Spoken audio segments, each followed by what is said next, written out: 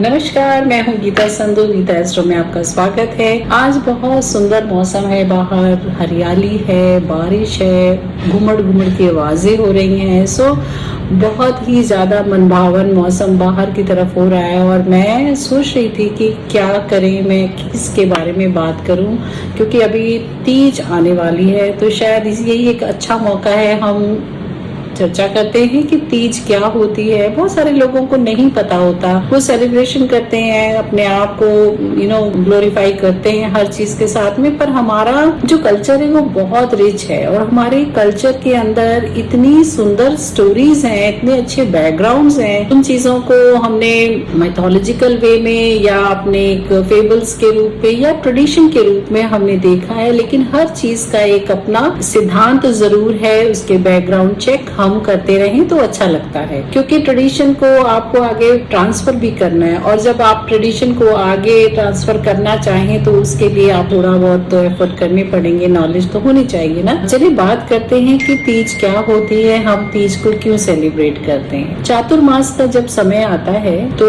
चारों तरफ ग्रीन और ग्रीनरी, एक पूरा जो प्रकृति है एक अपने बहुत सुंदर रूप में होती है। नदी नाले उफन रहे होते हैं और कहा जाता है कि माँ काली का इस समय एक प्राकृतिक रूप पूरे फुल फॉर्म में आपको देखने को मिलता है। कभी आंधी तूफान गड़गड़ाहट के साथ, कभी वर्षा और कभी इतनी तबाही, सब कुछ। और कहीं बड़े सुंदर मोर नाचते हुए आपको दिखते हैं। ये एक प्रकृति का उत्सव है। उस उत्सव का स्वरूप हमारे सामने जब आता है तो मन वैसे ही खुश हो जाता है। कहते हैं जब महादेव को ब्रह्मा जी ने बहुत अनुनय विनय करने के बाद शादी के लिए मनाया तो उन्होंने एक कंडीशन रखी थी कि जो भी मेरी पत्नी हो वो इतनी ब्यूटीफुल हो, फेमिनिन हो, पर साथ ही साथ बहुत स्ट्रांग हो। उसका विल पावर, उसके इनर कन्विक्शंस बहुत स्ट्रांग होने चाहिए। और सबसे बड़ी जो कंडीशन रखी थी कि she should have concrete faith in मी,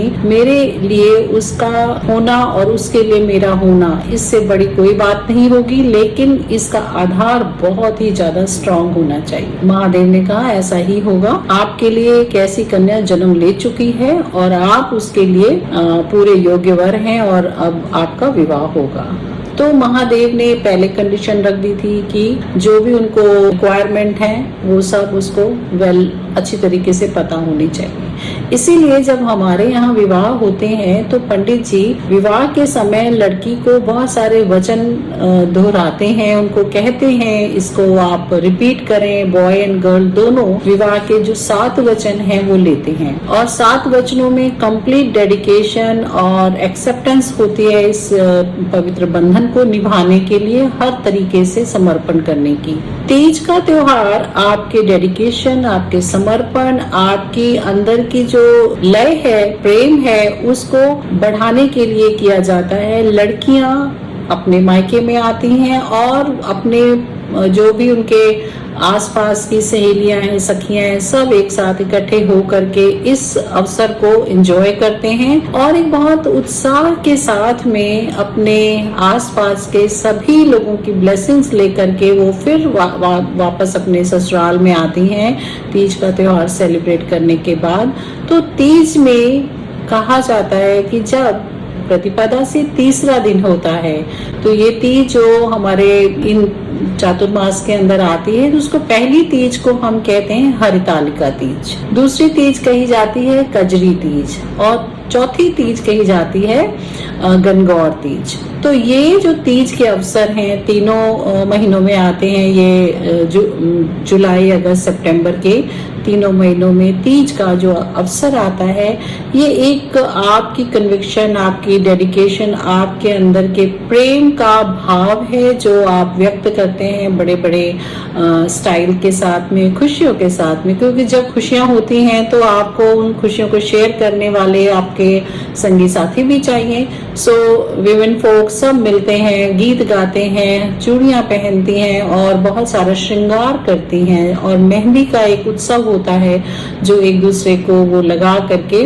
एक दूसरे को ब्लेसिंग्स देती हैं और बहुत ही कठिन व्रत भी रखा जाता है इस दिन। तो लड़कियां जो व्रत रख सकती हैं, रख पाती हैं, फास्टिंग होती है वो डेडिकेटेड टू लॉर्ड शिवा होती है, माँ पार्वती के लिए रखा जाता है और उनसे ब्लेसिंग्स ली जाती हैं कि वो हमेशा जैसा अखंड सौभाग्य माँ पार्वती को मिला तो ऐसा अखंड सौभाग्य सब स्त्रियों को मिले। हमने ये देखा कि पार्वती जन्म लेती हैं और महादेव जो है वो अजन्मे हैं। तो कहते हैं कि जोड़ी हो तो एक ऐसी हो जिसमें कि वो आपका साथ देने के लिए जन्म जन्मांतर तक आपके साथ बने रहें और जब भी एक स्त्री का नया जन्म होता है तो उसको हर जन्म में एक ऐसा ही वर है वो मिले जो शिव जैसा हो। और शिव जो हमेशा कल्याणकारी रूप में होते हैं, शिव के अंदर अवगुण भी हैं, गुण भी हैं। तो ये हम देखते हैं कि सिंबॉलिक रूप है कि शिव भोले हैं पर वो तमस के भी अधिकारी हैं, उनके अंदर रजस भी है और उनके अंदर सत्व भी है। तो वो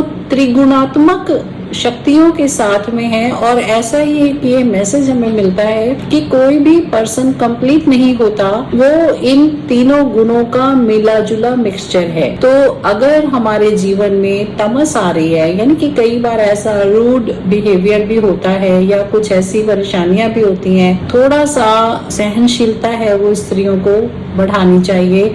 वो चीजें एक ब्लेंड के फॉर्म में आपको एज ए गिफ्ट मिली हैं और वही इंसान है जो आपको हमेशा अपनी आंखों पे भी बिठा के रखता है। तो ये जो त्योहार है ना, ये आपके अंदर की डेडिकेशन को या आपके अंदर के जो कंडीशनिंग है मैरिज के लिए, सक्सेसफुल वेडिंग के लिए, उनके लिए ये एक रिमाइंडर के तौर पे काम करता है कि जब ये आप फास्ट कर रही हैं तो just not wearing garments, beautiful dresses and flaunting your jewelry and everything. This is a conviction, it's a commitment है कि आप किसी पर्सन के लिए उसके साथ जुड़ रहे हैं तो वो मेंटली, फिजिकली, इमोशनली तीनों लेवल पर आपको जन्म जन्मांतर का साथ दे रहा है।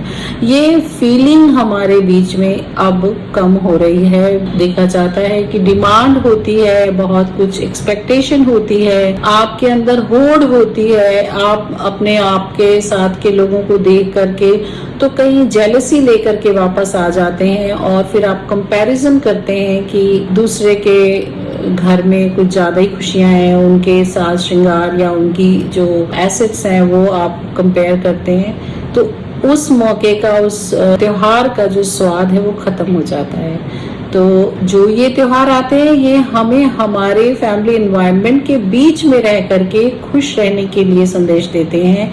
हम अपनी लिमिट्स में अपने रिश्तों को मजबूत करें, भावनात्मक तौर पे हम जुड़े और बहुत ज्यादा डेडिकेशन के साथ इन रिश्तों को निभाया जाता है जो इसका कोर है। अब अगर कोर ही मिसिंग हो जाता है, अगर भावनाएं ही नहीं रही, भाव ही नहीं रहा, तो फिर ये एक सामाजिक सेलिब्रेशंस हैं जिसको एक हम पेरीफेरी के रूप में हम जरूर देखते हैं, सुपरफिशियल होकर के इनको एंजॉय करते हैं, चाहे वो करवा चौथ का फास्ट है या तीज है।